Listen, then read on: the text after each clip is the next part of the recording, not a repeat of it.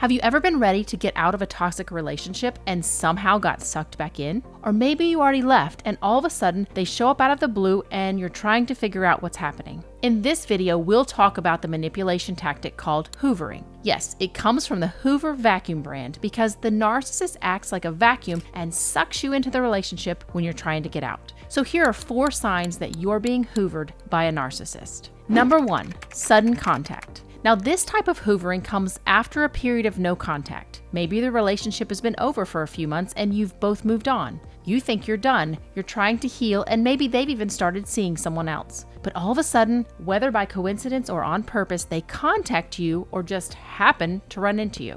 Now, it seems really harmless at first. Maybe they had a few questions about something or news about a mutual friend, and you start talking. They're the happy, charming person that you fell for at the start of the relationship, and they act like nothing happened between you. So now they're in your head, and you start to wonder, have they changed? Did I make a mistake by leaving? Maybe they're not that bad. Congratulations, you've just been hoovered. And usually, this leads to the relationship starting up again and you giving them another chance. Number 2, lavish gifts and romantic gestures. Now, not all hoovering happens after a relationship is over. See, the narcissist's biggest fear is that you'll figure out who they are and realize that you deserve way better than the way they've treated you. So if they get any feelings that you are pulling back or that you have hesitations about the relationship, or maybe you've even had some tough conversations with them where you've even talked about the relationship ending, they've picked up on that and they are ready to suck you right back in. And the best way to do that is to take you back to the phase of your relationship where things were good. So they start buying you unexpected gifts, sending you romantic text, and maybe even completing a task that you've been nagging about, or maybe taking you on a trip that you've always wanted to go on.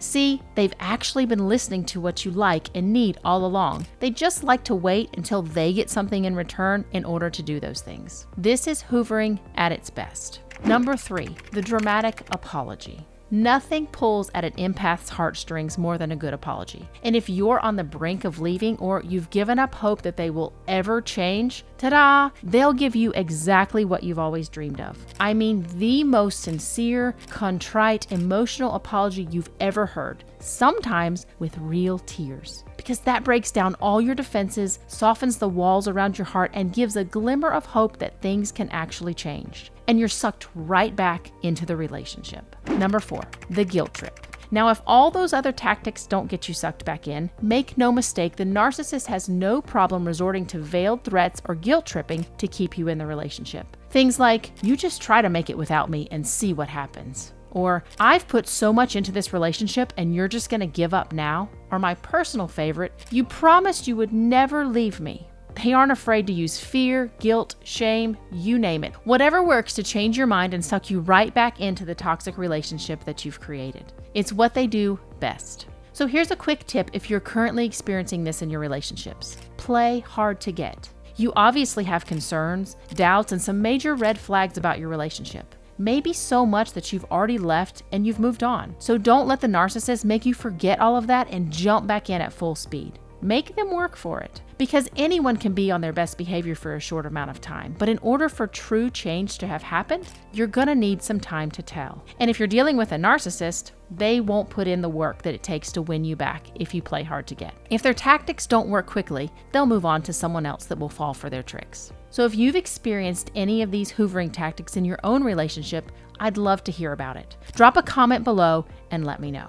Now, I hope this has helped you guys out in your relationships. But if you aren't sure if your partner is a narcissist, we have put together a completely free training where you can determine 100% whether your partner is in fact a narcissist or just a jerk. This training has helped countless women clear all their doubt and confusion about their partner, and it puts to rest the question of, is my partner a narcissist? So if you'd like to download the free training, click the link in the notes below. Now, I hope this video has helped you guys out in your own relationships, and if you believe that you're in a narcissistic relationship and you aren't sure how to navigate life with a narcissist, we're here to help.